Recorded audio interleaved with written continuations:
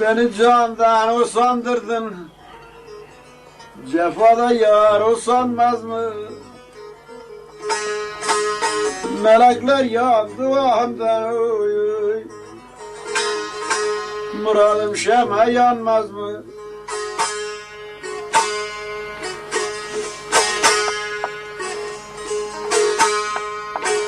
Gel ruhsarına karşı, oy. Gözümde kanlı akar su. Habibim fazlı güldür bu.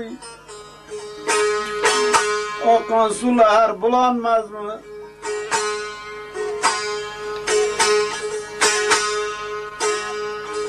Ne güldüm ben sana mail, sen ettin aklımı zail.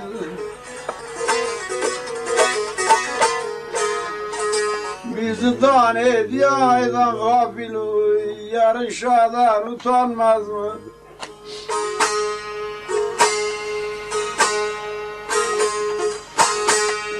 Ya Rabbi arzu etsem, oy oy. Dönüp cürmüm bayan etsem,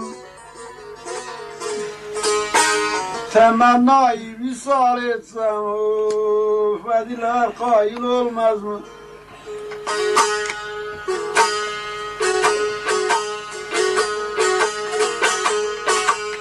Huzur ile bir şeydadır, hem işi halka rısvadır.